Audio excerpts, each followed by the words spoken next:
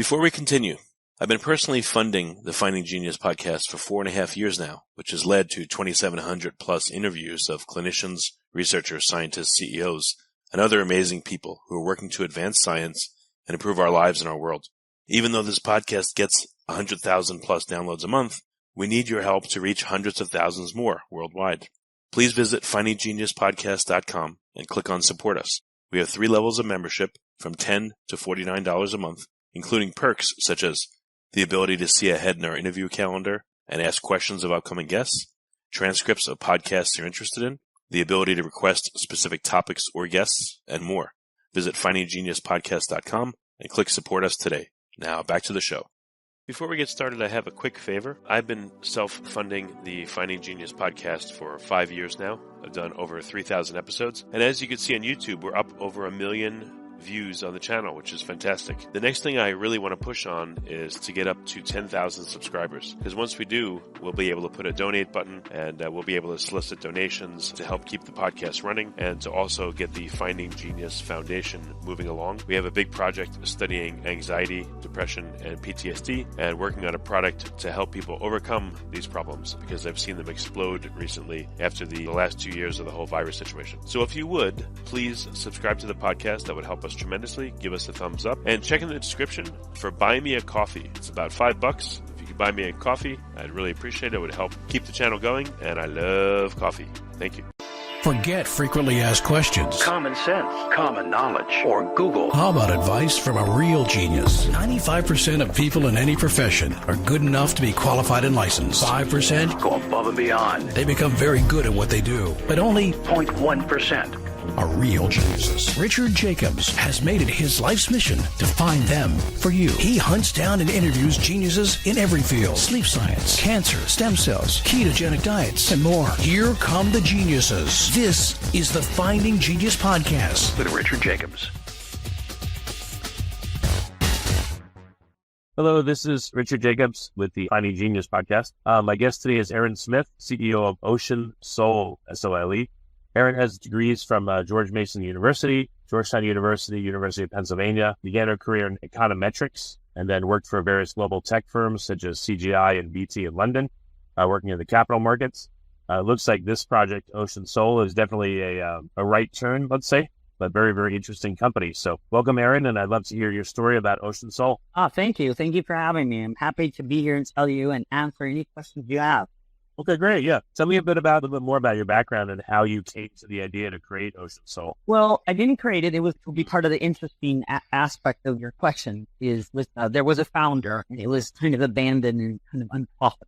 We'll talk a little bit about that. But prior to that, yes, I was in, kind of high flying, high tech, Silicon Valley, London, just, kind of went and started taking holiday in Kenya, and I fell in love with it.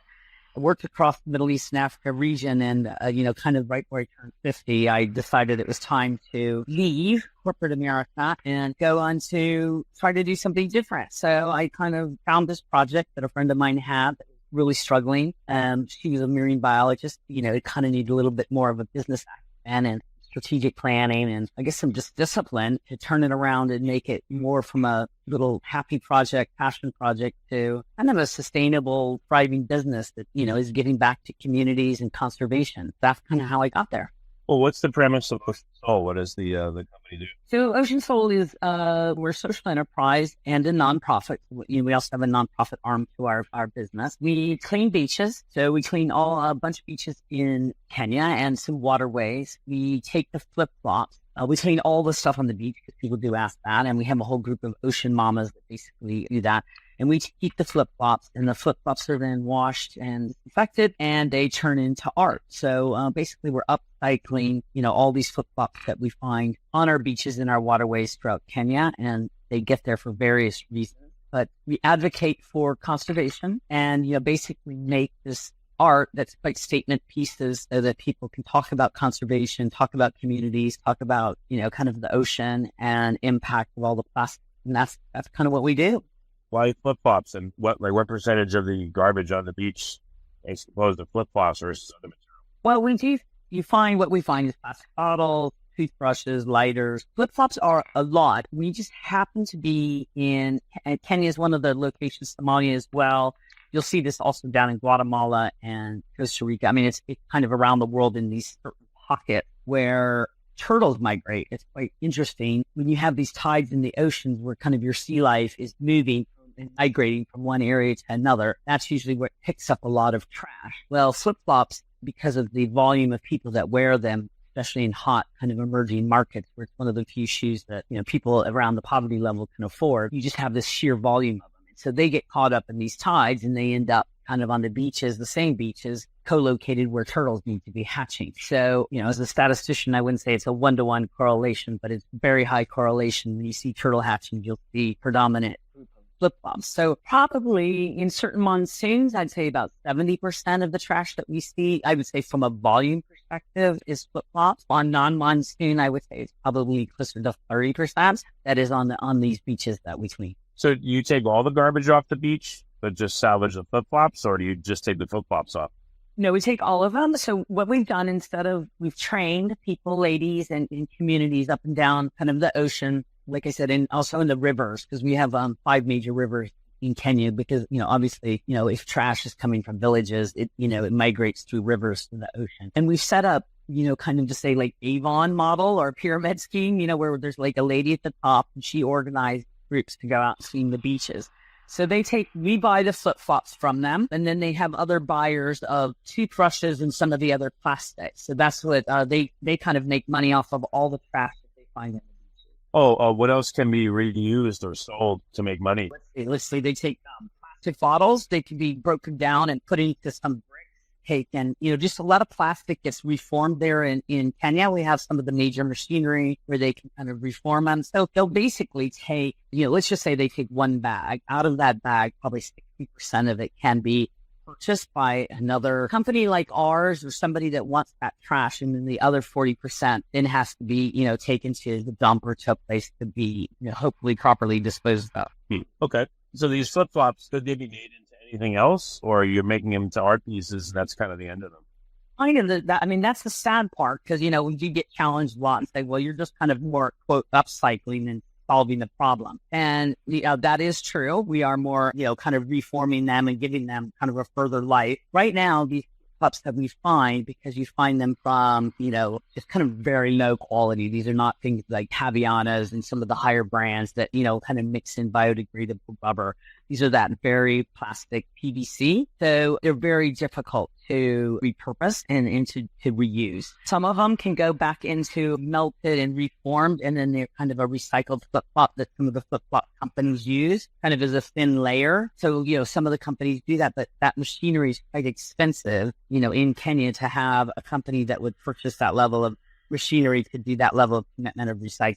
Could they be reused as flip-flops? I know you probably only get 54 lefts and 84 rights and all that, maybe different colors, but could they be repurposed and resold?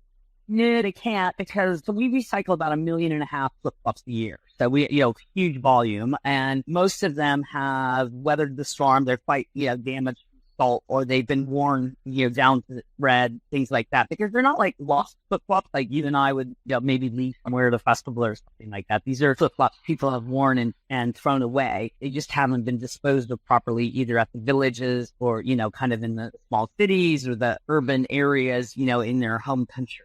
What if you, ground them up into small bits of rubber and then reformulated them into, stuff to be used in the water, let's say like buoys or paddle boards, or I don't know, things like that? Yeah, no, you're absolutely right. So what we do with our waste after we do, we make art, and then obviously we have sections that are left over because, we're carving. Those are shredded, and we give those mattresses to refugees. We put them into, some people have mixed them with concrete, kind of powder, and made 30% like a bit of a flip-flop in concrete brick, or like a kind of block to make some building material. So people are constantly trying to figure out other ways to use the rubber material, that doesn't require a bigger investment like machinery or, incinerator or things like that. Well, the companies that make the flip-flops in the first place, can you get it to where it's good enough material that they could reuse it, or is it too degraded to do that no matter what you do? Yeah, you can't. Some of them we can, but a lot of it's too degraded, with the salt and stuff. So we can, some of them we do try to give them to another company. They can shred them, and they can kind of put them through this kind of expensive machine and it ends up being black.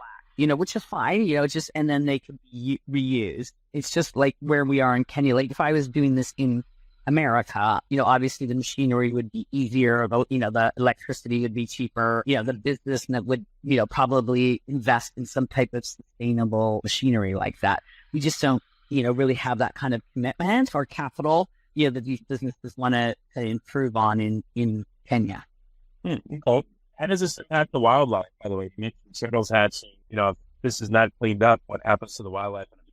So like the beach, I live on one of these beaches, turtle hatching beaches, and, we get every single day during, certain types of the year, the beach is covered, literally. We'll clean it up one day and the next day it's, kind of all come in through the tide. So what's happening is the turtles can't make it to their beach, to the beach to lay their eggs. So, that is the big problem. And that's, obviously seasonal. The other problems we have is, people out, the whales, some of the larger mammals, the right whales, we have a huge migratory white whales and humpbacks. And, them through the Seychelles and from India and places like the Indian Ocean has all this. These animals or, these sea life will eat this and mistake the plastic. And, I think people have heard a lot about that as a problem for our ocean life. Insane.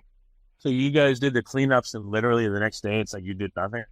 Yeah, and a lot of these beaches during certain times of season. So during our monsoon season, particularly, every day it has to be cleaned up because this comes in again, and it comes in with wood. It's not just like we've all seen these horrific pictures around the world of these rivers of plastic. It's not that. It's not like that. It's more like as the high tides come, over the night, especially full moons, then we get you'll see loads of plastic bottles, flip-flops, and other things that have just been, kind of traveling the seas.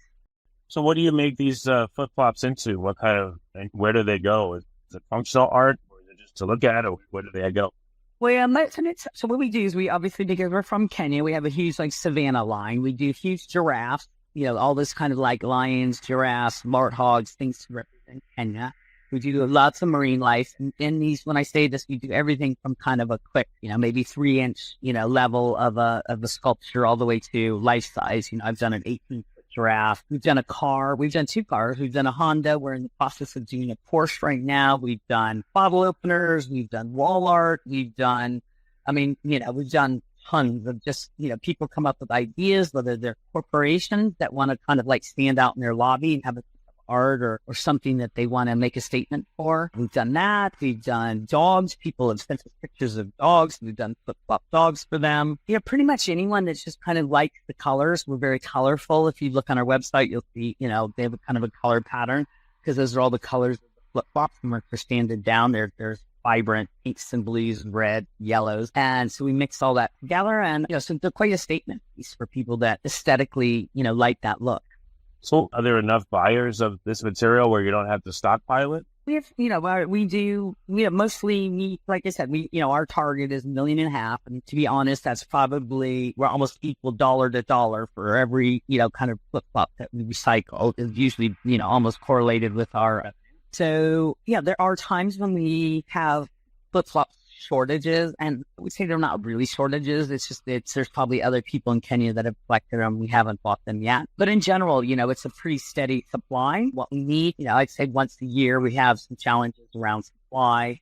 The only raw materials we have are that, and then polyurethane, which is the kind of inside of a refrigerator or a container. Kind of a container, shipping container for food. We use that stuff as well for some of the bigger scopes. So now that you've been doing this for a while, what other ideas have come to you? Like, where is it going, this project? Well, it's a very interesting question because, I've talked to, we basically are like the Girl Scouts, I'm kind of selling cookies to do good. We don't really take donations. We'll take individual, some people like post the beach cleanup, but we don't live on grants. We're not a, kind of that nonprofit business nonprofit. And so, there's 2 directions for us. One is, this is a solution. We create about 150 jobs annually, plus not including, I should say, our where you guy that delivers the meat to us, or, the vegetable provider, or, all these, kind of, all the economic impact that we have on a broader scale. And we would like to go to another country. I've been to Haiti, Guatemala, I've been to Honduras, I've been in the Caribbean, I've been to India, Australia. There's parts of this world that have this problem. and they have people that know how to carve, and they need, kind of low income or high impact communities that need jobs. And so it'd be really interesting to kind of take this, I'm kind of old school techie, select all copy and take it to another company and, kind of go and do that impact. So that's one area of growth that we've looked at where it's kind of more on the impact side. We have talked to your earlier questions and inquisitiveness around the flip flop of coming up with, an ocean sole type flip flop that, is kind of either 100% recycled or using biodegradable rubber. There's all these new mediums to do it that now can do it and think about a way to kind of go to market with something that low impact on the environment for that type of shoe. Well, what kind of environment would the recycled flip-flop material work best in? It seems like actually a water environment. I just, what came to mind is I wonder if there was a fisherman or multiple fishermen that could use products made from this that would float and maybe have a line that drops in the water and they could, fish for certain things. You wouldn't want to make pollution from what you make, but I just wonder if it could be used in that way.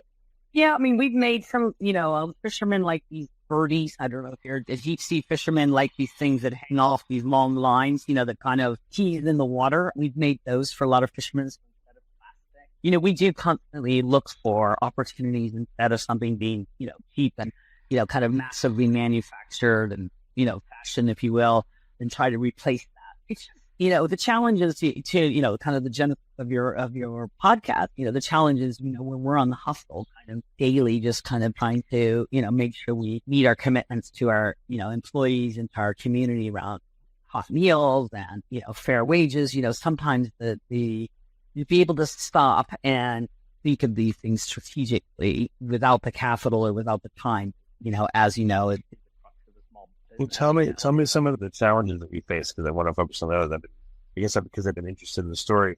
Yeah. I haven't asked you about that, but tell me some of the difficult things that you face.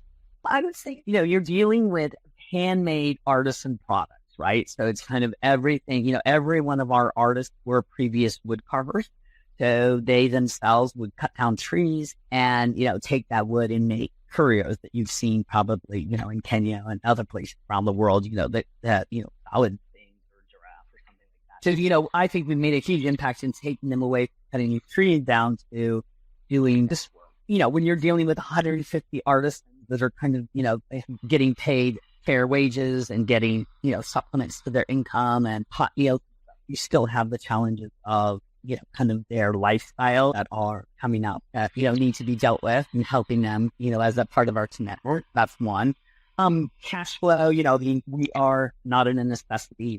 My previous life, it was always value selling. How do you take the software, the solution, kind of go to the market? Hard to convince somebody you even tell us a ball for $1,500, unless they're really passionate about the product. So, and we don't have a lot of we have repeat customers at the high end, meaning people that, businesses that support us yearly buy corporate gifts or they buy their EIP gifts. Yes, we get that. But in general, we're not a product that the old 80%, rule where 20% are making 80%. We're pretty much always having to look for new people to hear our story, new buyers, so our acquisition costs run high. The other thing is, our market, we make everything in Kenya, but the biggest market obviously is the United States. Well, kind of being a small company is, having to set up a fulfillment, having to hire, quote, Americans here to do marketing, with the cost basis, is the strain on, the overall business. So those are some of the challenges that we've had for sure in terms of growing. How do you make money though? I mean, how do you fund the operation? Who donates, or is it more revenue from sales of art that funds you? It's all revenue from sales, about all of it. I mean, people, if they donate, people give us $200. It's all revenue. So basically the profits are, reinvested in the company, obviously to grow because that grows more jobs and more consumption. We give nearly 20% back into the community. I have an employee welfare program where money is almost like a 401k. They can borrow from that. They can distribute from that, put money into that. And then we put another 20% back into conservation, whether it's turtle hatching or these supported Well, tell me again about some of the real significant challenges. Was it getting off the ground Was that really tough? Like what things did you face that you had to innovate to overcome? Well, I mean, I think what happened to me, my real challenge is when I took this over and it was, just a slave, kind of had been abandoned by the founder. And, but what she did, which was, I think, the biggest mistake, was looked at this as a very sustainable kind of high plush toys business, and not taking the level of handmade, artisans into account.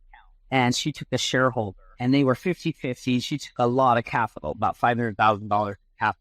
And it just wasn't spent for growth. It was spent in operational efficiencies as a, not considering you're a handmade product. How much operational efficiencies are you going to be? You don't need machinery and stuff. So, by the time I kind of showed up and started consulting with them before I bought it, there was huge debt. There was huge promises that had been made to the people, to the market that weren't being kept. So, to me, it was like kind of taking my history of, business process and, kind of business consulting and layering that onto this, making this digital enterprise actually operate, to some level of efficient, kind of with some true transparency and kind of growing. So what things were necessary for you to turn it around? Like when you first took it over, was the current clientele like, hey, what's going on? Why has everything changed so dramatically? Like what was it like when you first, again, took it over and the challenges of it? Yeah, the challenge, I mean, it was just all wholesale. They were really relying on wholesale. So like selling to zoos and aquariums, which are still our client base, but they thought the market would be like wholesale and distribution. Well, there's just not enough margin in these products to do that. So where the margin was, what I did was the first thing I did was we went upstream. We kind of started making really big pieces. We made that Honda car. That was $42,000. I mean, I've made art $60,000. We've made big pieces. We kind of just said, okay, we're going into the art world and the statement pieces, installation. And that helped with kind of a balancing of the profit, the kind of in de-risking kind of the profit from, kind of like a wholesale market. The other challenge we had is like, there's people that want to buy us a big department store like Kohl's or like a big, Disney, but they have so many rigid, back office procurement processes. We can't adhere to that. We need money up front to like help make the art. So a lot of times we can't play in that space because, of our own cash flow, not prices, but, kind of managing our cash flow. I can't afford to make 50,000 products and not get paid for 2 years, kind of thing that a lot of companies can do when they're in that space. I see what you mean. One thing came to mind. Could you make furniture? Well, it's so funny you say that because I just got off the phone today. There's this gorgeous designer. He's from Africa, and he's going to go to Milan, and we're going to collaborate on a furniture piece. We're kind of making some furniture just to see how that works, and so we're going to give our first shot at it. We have made poofs. I don't know if you know what I mean, like a footstool and stuff like that. And they're hugely popular because, they obviously they can be with the weather. They can be in the sun. They can get wet, and it's kind of fun. So we have done some things, but not on scale with a designer that can proportionately, with some of that, you need that engineering acumen in terms of dimensions and, weight and things like that. And so this will be our first time. Yeah, that's cool. I mean, I could see like somebody could requisition a whole bunch of office furniture. And you guys could make that, out of the flip-flops and stuff. That'd be really cool.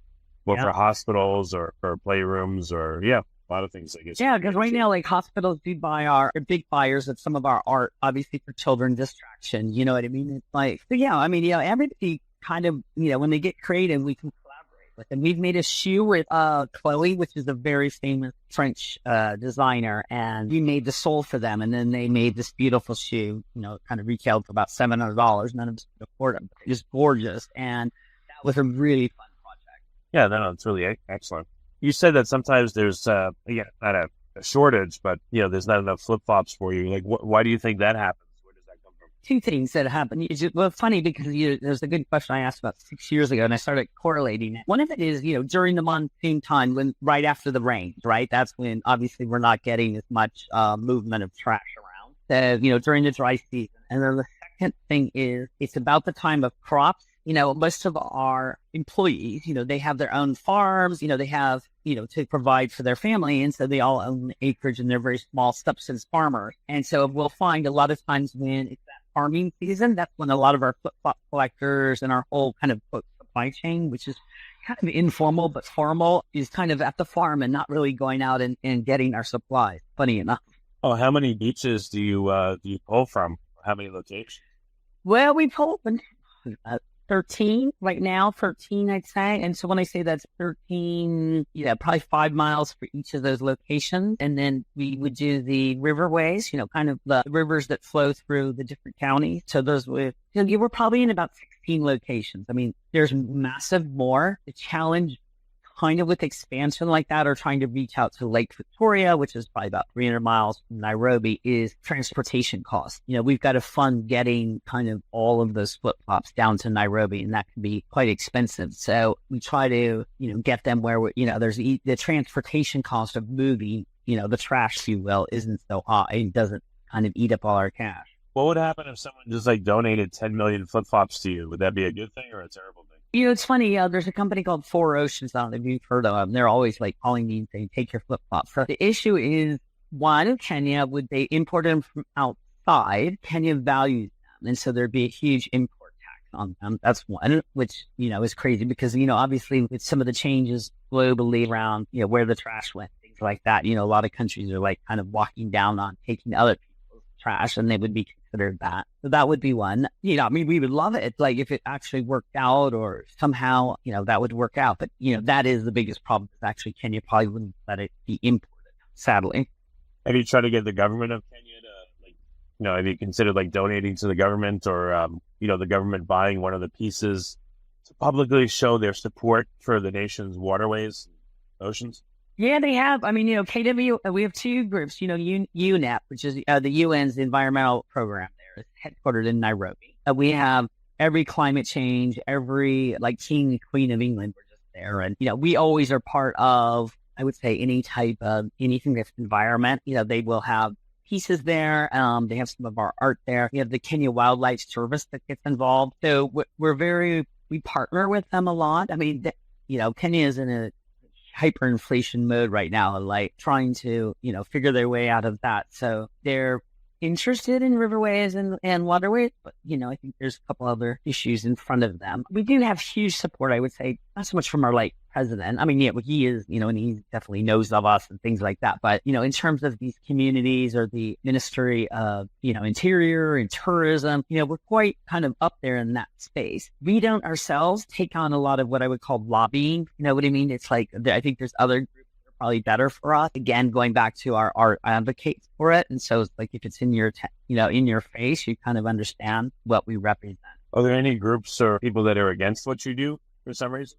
It's funny, we get sometimes our video. We've had 2 viral videos. One was on Business Insider that lots of people have seen. It's a great 6-minute, and I highly recommend going to YouTube on our channel or theirs and looking at it. Kind of tells, in a nutshell, in 6 minutes story. And we've also had one called The Flip Flop Artist. That was about 2017, I think 187 million. That's what drove us to go online. And we do get people that will say, see the guys, doing sanding, because obviously to finish the art, they need to sand it, working with rudimentary knives, so you do get people that, kind of have judgment against how things are done or, kind of concerned about health and safety. But in the main, I would say we do not have, people resisting it. We just get we call them, keyboard warriors that, which you've probably encountered some, is that have statements of those. And it's fair enough, I think, yes.